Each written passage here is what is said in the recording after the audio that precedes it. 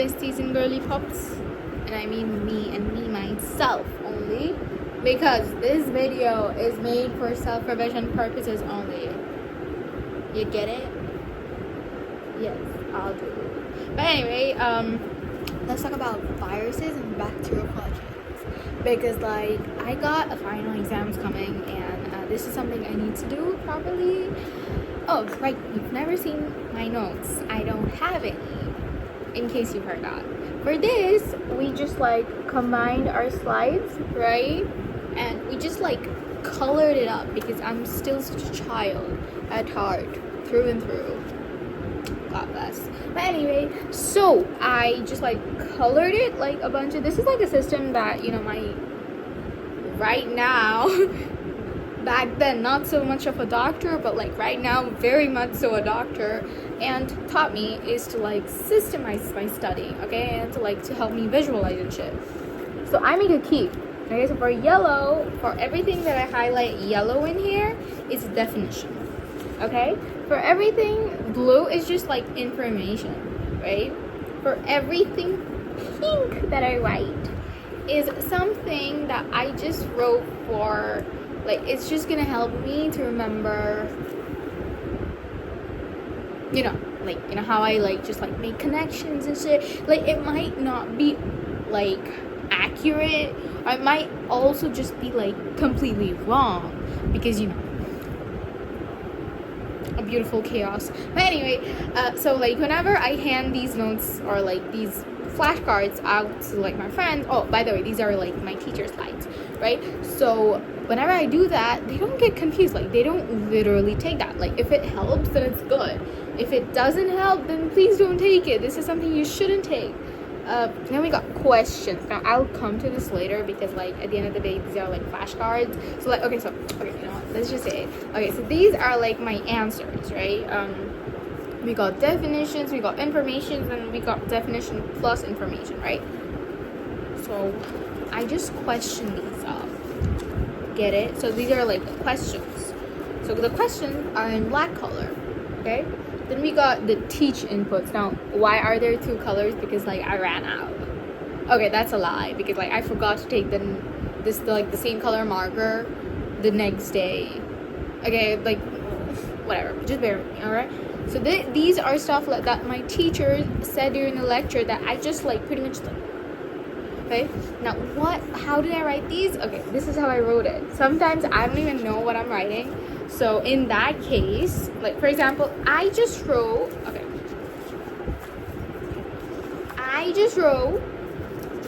this was the topic, and I wrote, is virus a living or a non-living organism, right? I just wrote specificity out of nowhere. Like, there is no errors whatsoever. Like, you know, with all of these crap, you get a lot of errors. But there are no errors here. So, like, what's going on, actually, alright? What I do is I just chat GPT, you know? Because I just go, bro, this is like my slide topic, this is the heading, and this is all the crap that's written on like the slides, and this is all the crap that I wrote after hearing all my teacher's lectures. So like, can you just like connect it? Because like, I really don't know, like this was like so long ago, because hello. So yeah, I just ask it, and then whatever ChatGPT or any of the other AIs that I use say, I write it with a different color pen, which is, you know, for this one, red. So yeah, so you see how I made a connection here? Okay, so I wrote Lego strategy, because that's how viruses replicate. I don't know if this is completely true, but I feel like this is something like, if I, you know, just like assemble and just like all that, you know, big words, that's not something I would remember, but I would remember a Lego set really good, right? So that's why I wrote that. So there's that. I did not complete this.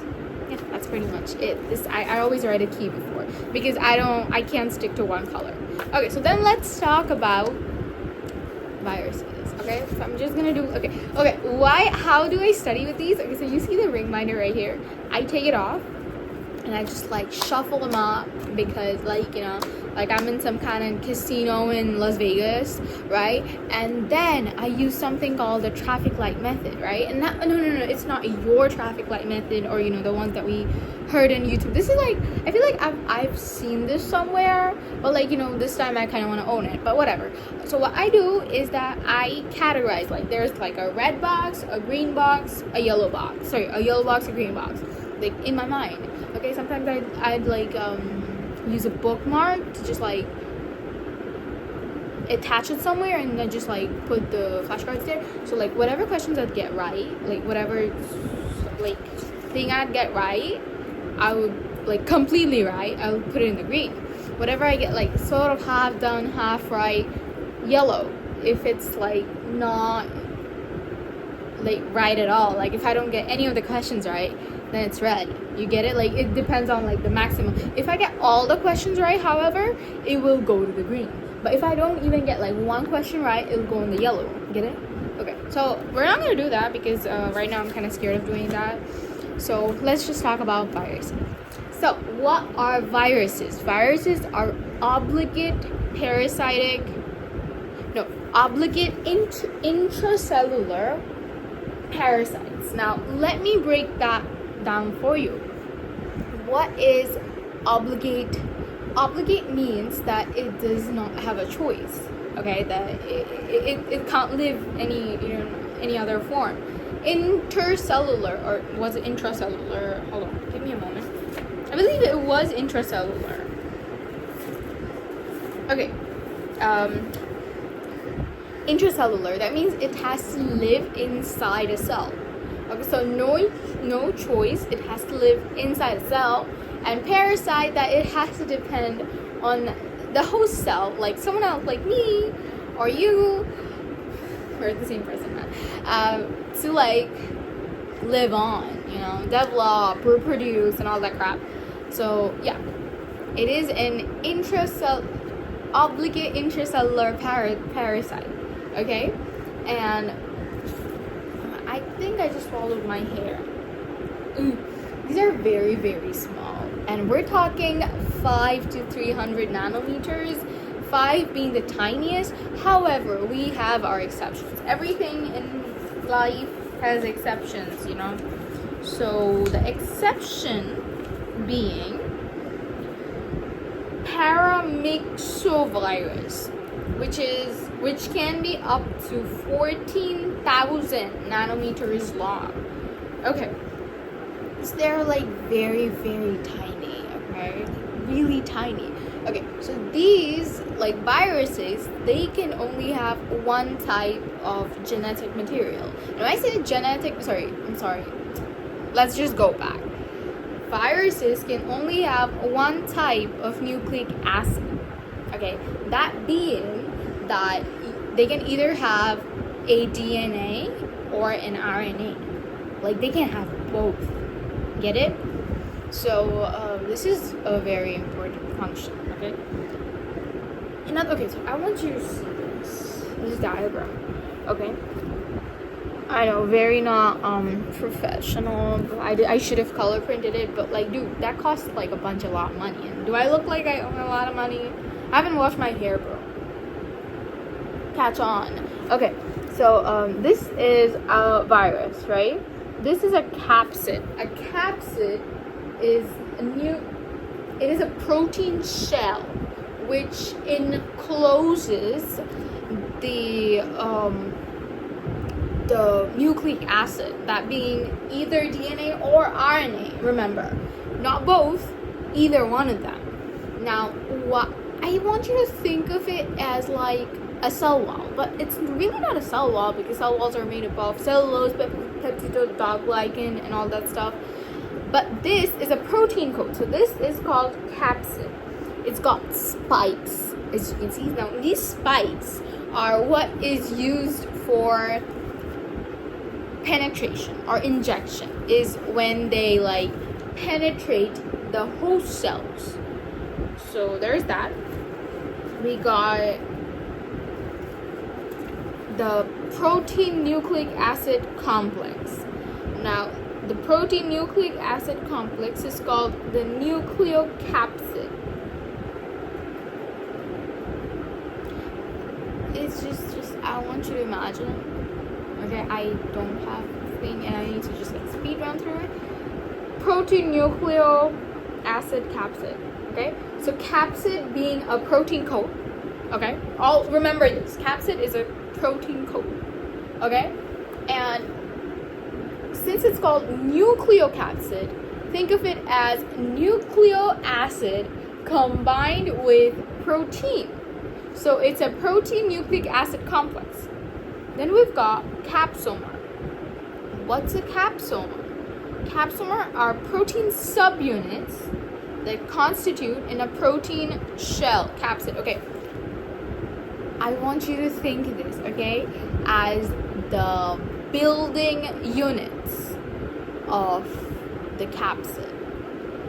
Get it? Okay, so that is a capsomer. So capsid is made up of capsomer, and when capsid combines with nucleic acid, it's called nucleocapsid. Okay, and capsid is made up of protein, and since capsomer is subunit of capsid, that means capsomer is a protein subunit. Well, I really know how to complicate things. Okay, then we have the envelope. Now, I think of a nucleus. I know you know this, so think of a nucleus. Nucleuses, they have envelopes, right? So yeah, so like this is like a cell membrane, but really not a cell membrane because it's an envelope, you know, like 2 layers and all that crap. So this is a lipid containing membrane that surrounds a nucleocapsid.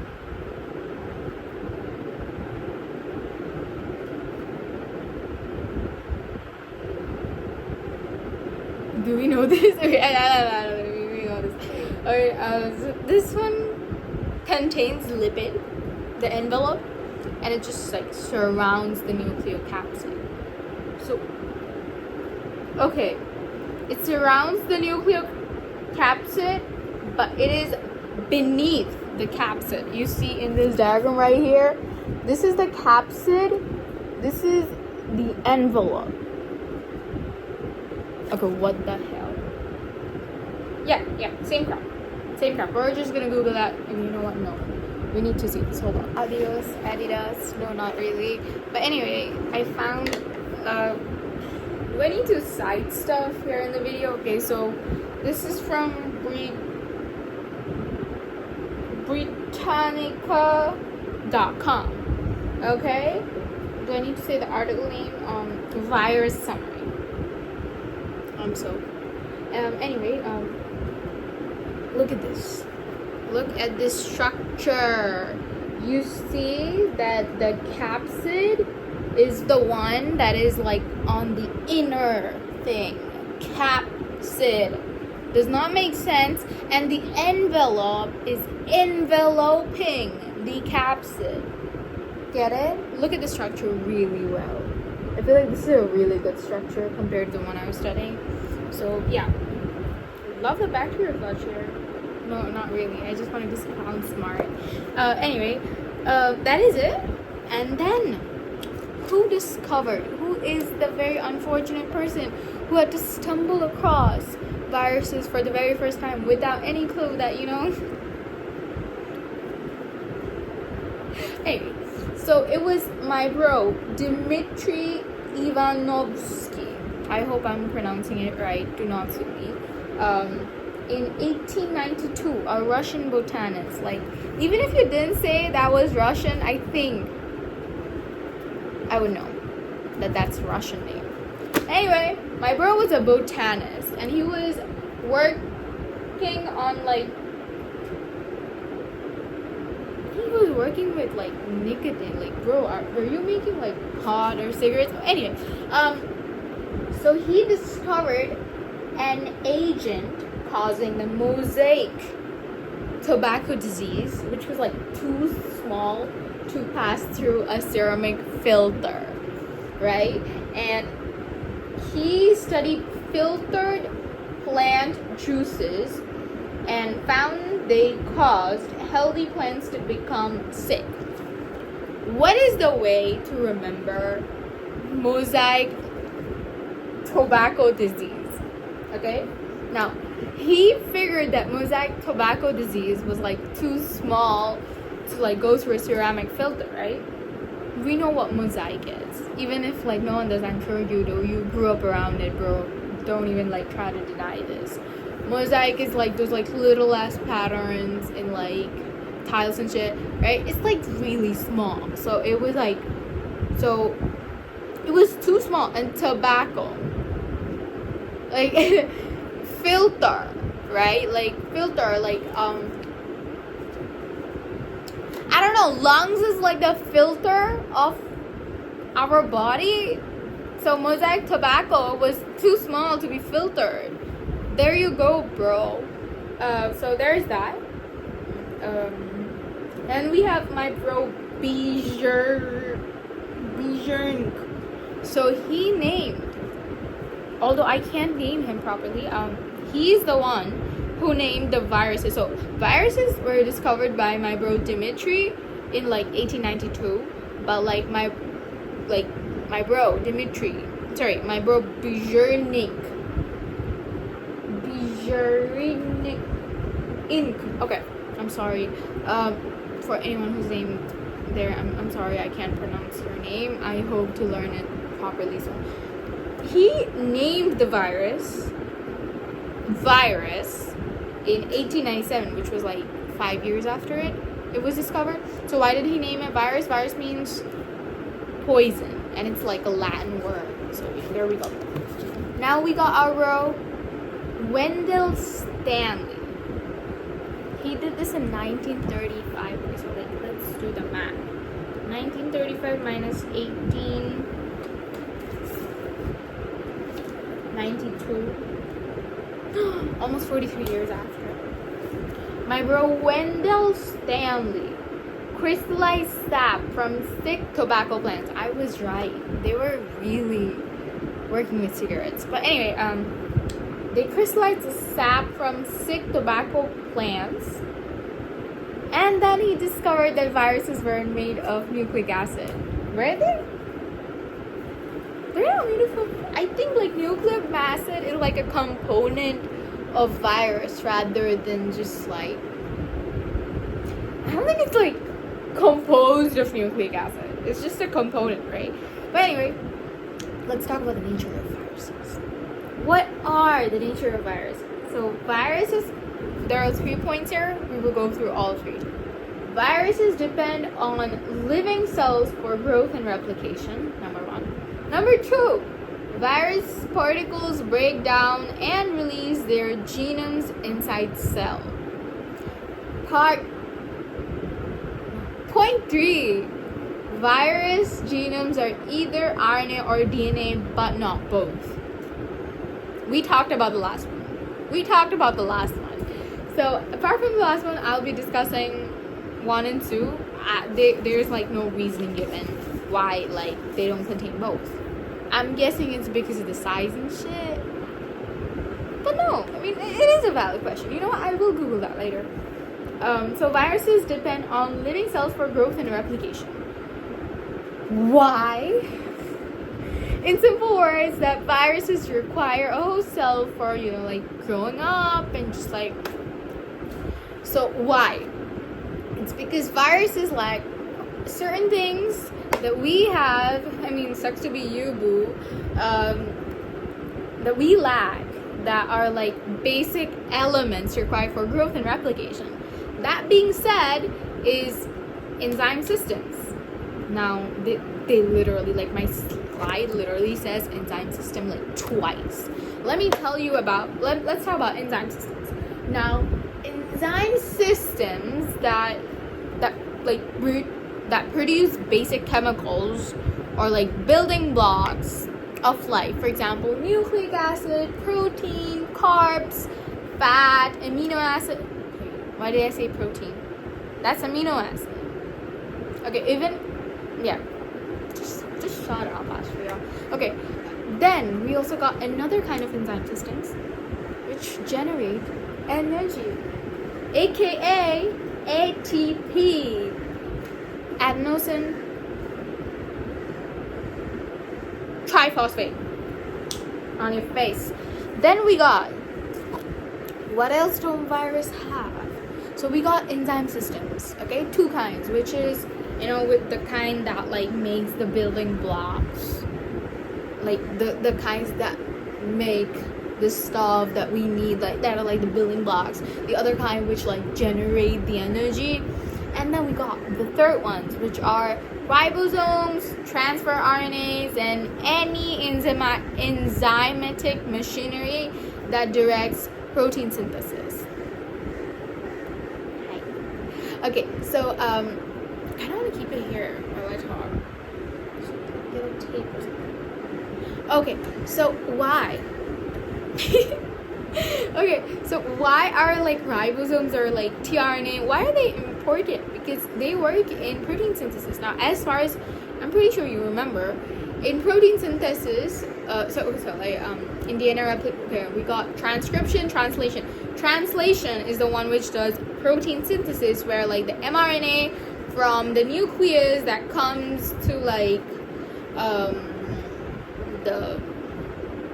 the ribosome, like RER, rough endoplasmic reticulum, and then just like codes amino acid, right? I always just imagine like a stamping situation going on, right? So that happens, right? But if like tRNA ain't there, and ribosomes, who does the stamping? So like tRNA is like, I like to think of it as like the thread which like goes in between the stamps, and like the stamps, it's just there like that.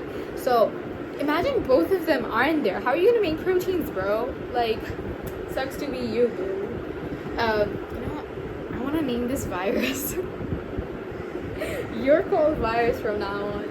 Okay, so any enzymatic machinery that makes protein. Then we got membranes that localize and concentrate in defined space these cellular macromolecules. I have literally no idea what I just said, but I'm just gonna guess that membranes would just like store these macromolecules. And lastly, small organic molecules involved in growth and metabolism, and specific inorganic ions. I'll be back. Hello, oh, you're happy? No, I'm not. But anyway, okay, so I was explaining the small organic molecules. So how we need like a lot of organic molecules or like inorganic molecules to like, for like very much important bodily functions. For example, potassium, sodium, or like magnesium. One of these I think are like important for like having like long, tall, like to be tall. I remember like studying all that in like plant biology, but like I don't remember, but just giving you some examples. So yeah. And number 2, what was number 2? Virus particles break down and release their genomes inside the cell. Now this is a very important, like I feel like we're just getting started. Anyway, so hello, meet virus. So viral replication begins with at least partial disintegration of viral particle and release uncoating of the viral genome within the cell. Once uncoated, the viral genome can be used as template for synthesis of messenger RNA, which in turn synthesizes viral proteins. In contrast, unicellular organisms remain intact. This is what's written. Now let me explain it in the Ashvia manner.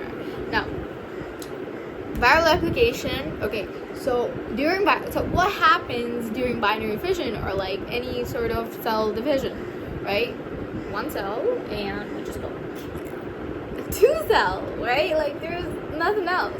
But my bro virus, MICROBiovirus. What happens is that I feel like I should have gotten a really nice bra. So what happens is that it disintegrates. Like the virus itself, it just like breaks. This is a virus. This is not a sponsor. This is to hell with it. This is a virus. Disintegrates. And there is like some uncoating. Imagine if I just like peeled off the layer. Virus particle disintegrates and release as an uncoating of the viral genome within the cell. The viral genome is like exposed, I think, and then the viral genome is used. Okay, oh my god, I think I just like cracked it. So like the viral genome is like exposed, okay, and it's like inside the host cell. And now of course, I'm like a very healthy human being, so like I am having like a protein synthesis going on. And like, remember I talked about translation, right? So instead of like the mRNA being made, like I'm talking about transcription right now.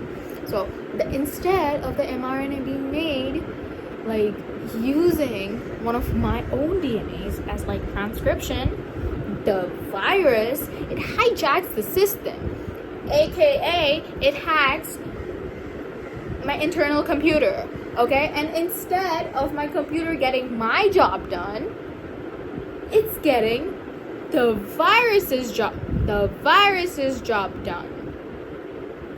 It's like cheating on me. It's like my body's cheating on me.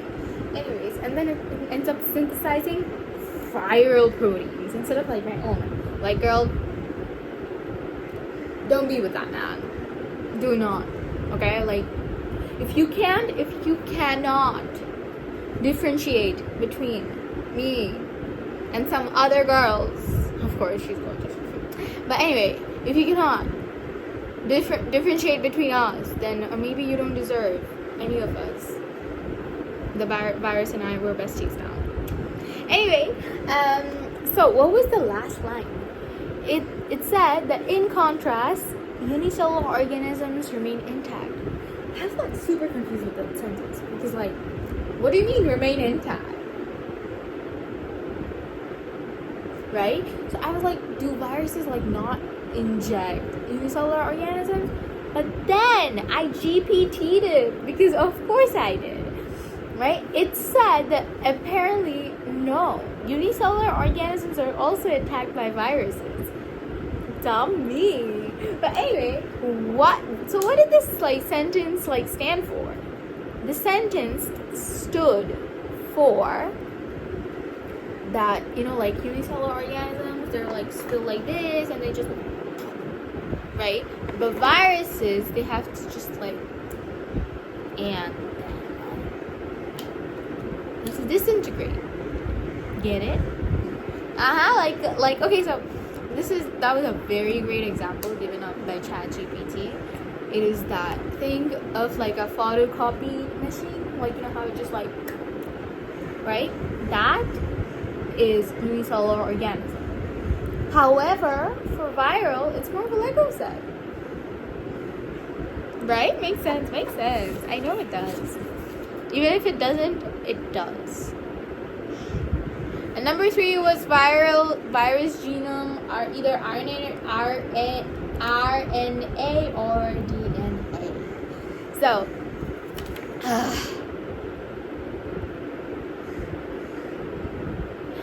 let's talk about virus again.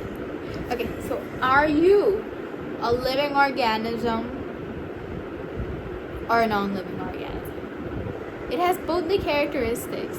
For example, is an obligate intracellular parasite, aka it has no choice, it has to remain in my room because otherwise my mom will kill me, a parasite with me.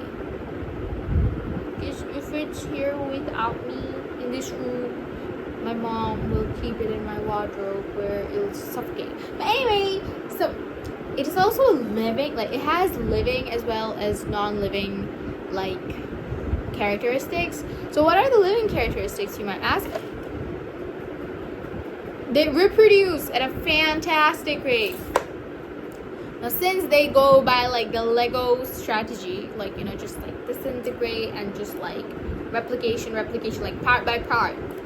Like, I would say, like, imagine I have like a lot of small pieces, right? And they all just like replicate by each other, and they just like throughout the cell, and they just like assemble whenever necessary. So that makes it faster, right? Hence it's like a faster replication compared to like an entire cell being just like replicated once, because like some of the parts might already be like replicated. Now once again, this whole video is just like me explaining myself. Please, if anyone is watching this, this is not the right place.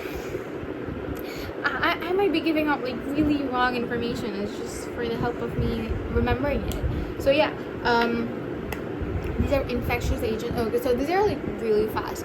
They go through a vegetative reproductive system. Now this term is like usually used for bacteriophages. Now bacteriophages are viruses that kill bacteria, and I mean only bacteria only, right? So however, for viral genome, like when viral genome is being expressed and replicated, we call it vegetative reproductive system, because it's being replicated. If it's being replicated, that means it's like reproducing, because like what else do you have apart from a nucleic acid, bro? What else? But anyway, so that number 2, they can mutate. Coronavirus, like even if you don't know what mutation is after like going through an entire pandemic, this is me giving you a side eye. Anyway, so yeah, they can mutate just like how we can. And lastly, they have really good specificity. Now you might ask, actually, what is specificity? What is it? Now, I did a little research on it, and I published a paper on it. A very pink paper. Okay, so let me read it out for you. Viruses are highly specific to host species. Example, bacteriophages only infect bacteria. I told you about this. Tissue types, tropism, hepatitis virus go for liver cells, rabies virus go for a neuron. It's like they target specific places, right? For example, like they said, rabies only go for your brain to make you cuckoo, right?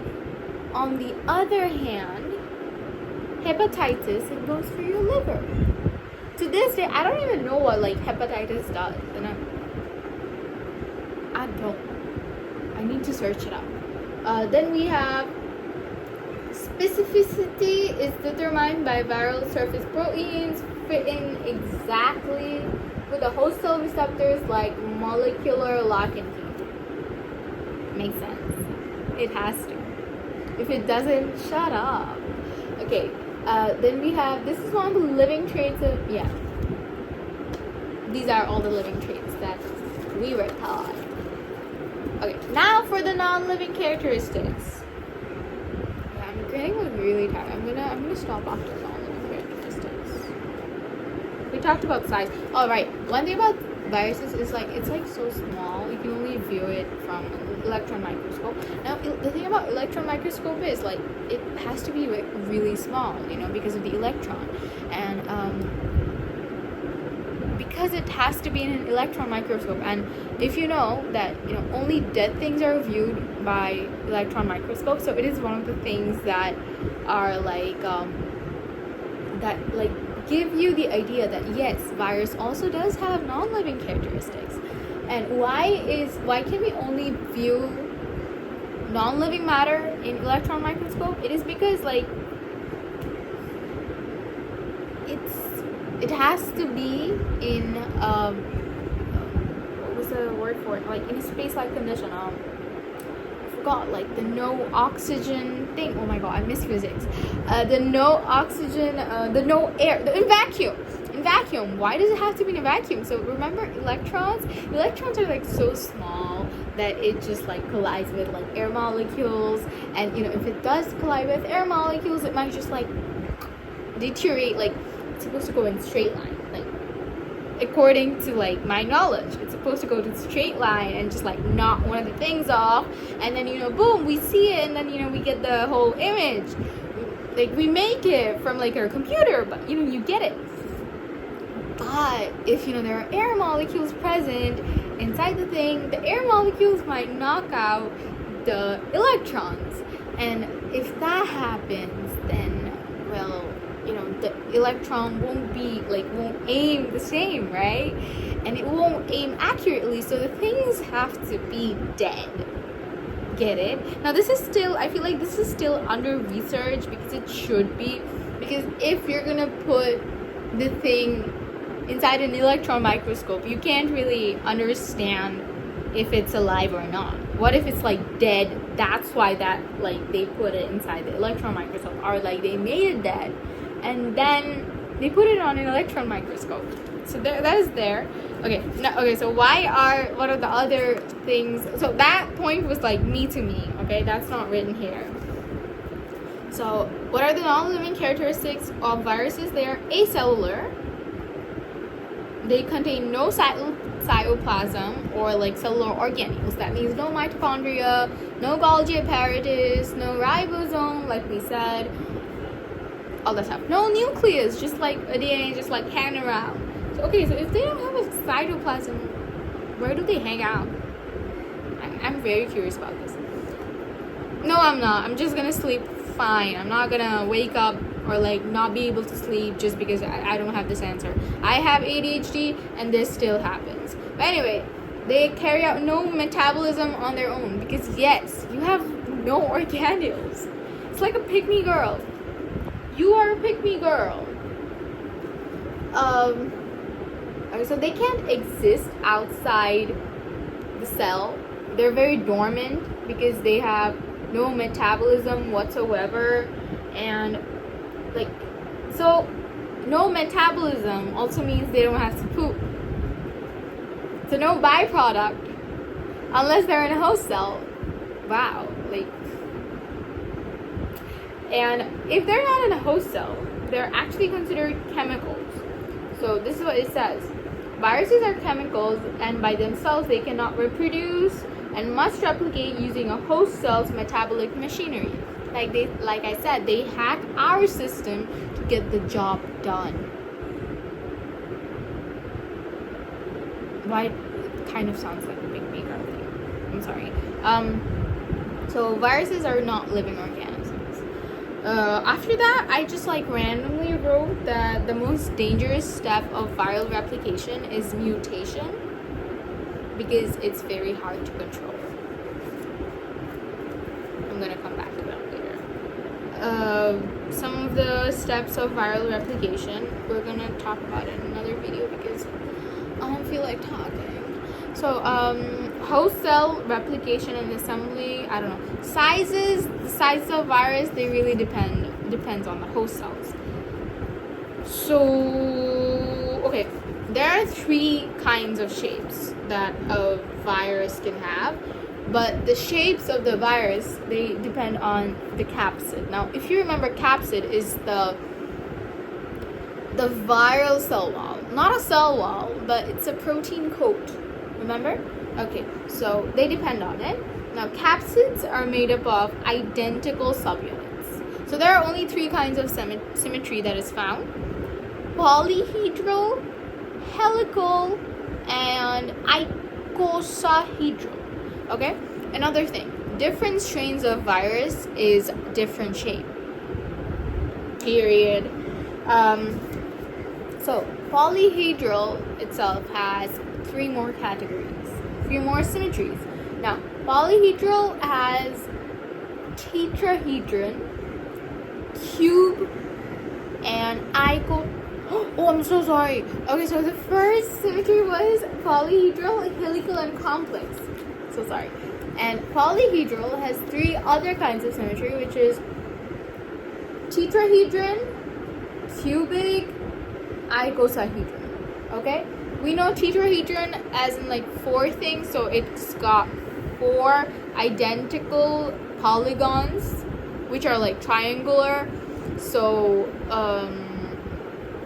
yeah, one of the examples is a buclovirus. Just see the spelling here. I'm so sorry for that. Buclovirus. 4 identical triangular polygons. And for cubic, we got 6 square-faced stuff. No examples given. For icosahedral, 20 triangular faces, which is adenovirus. Then we got helical. Now, it's an elongated tube, okay?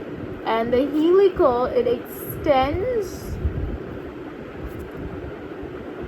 along the single helical axis. You can see the figure here. One of the examples are Ebola virus, which has been said to be one of the most dangerous viruses that were eradicated, I think. I've heard about Ebola a lot. So there's that. And if you remember the whole thing that is this is actually a capsid, and the small circular things are capsomeres, which are protein subunits that make the capsid. Okay? And then lastly, we got complex structure. Now these are also mostly known as bacteriophages, and they're neither helical or polyhedral. They're pleomorphic. I forgot the meaning of pleomorphic. Irregularly shaped. Different segments which assemble together like Lego set. Examples: T4 coliphage, pox virus. Most phages are in this category, and this is what it looks like. Remember the pretty one that I showed you? It's like a little tiny nanobot. Okay, so this diamond thing is the head or capsid, and then this inside this we got the nucleus, and then we got I actually drew it in my board there, so I'm just gonna say, okay, so this thing right here is the tail. Okay, very weird that the tail would come before the limbs, but the tail. And then the tail's got linings, which is called contractile sheath. And then we've got tail fibers, these little limbs. Oh, it's so cute. You know what this reminds me of? Remember Vector from Despicable Me? Remember those cookie bots? This. Okay, so these are tail fibers, this little limb things, and this thing, the spiky little thing, is called pins, and it's on a base plate. So I don't know. Last thing. So if it's not a living thing, or not a non-living thing, what is it? We don't know. It's got a classification of its own. So virus, the family name, Viridae. Now, how do I remember this? Not a big fan of Exo Kitty, but I do watch it. Because guess what? I love the third movie of To All the Boys. I think it was called P.S. I Will Always Love You. No. Yeah, I think I loved the last movie. I did not like the first 2 movies that much. It's good. Not me. But the last movie, very me. Okay, so Viridae. Day. Kitty's first boyfriend. So, Viridae. And then the genus name is virus. Duh. Now, I have a question. Why isn't it in italic? I thought genuses were supposed to be in italic. Anyway, viral species. A group of virus sharing the same genetic information. and ecological niche, as in, you know, a group of viruses that have like the same genetics and they live like in the same body. Common names are used for species. Got no idea what that means. Subspecies are designated by a number, aka herpes viridae, herpes virus, human herpes virus 1, aka HHV1, and HHV2, HHV3. That is all, my love. I will be back after I'm hydrated, caffeinated, and I've caused enough trouble to shut down the whole world, but and also like done a few more flashcards here. I'll be continuing this. Best of luck. Bye bye. Also, yeah, this technique is famous method. Please don't follow me.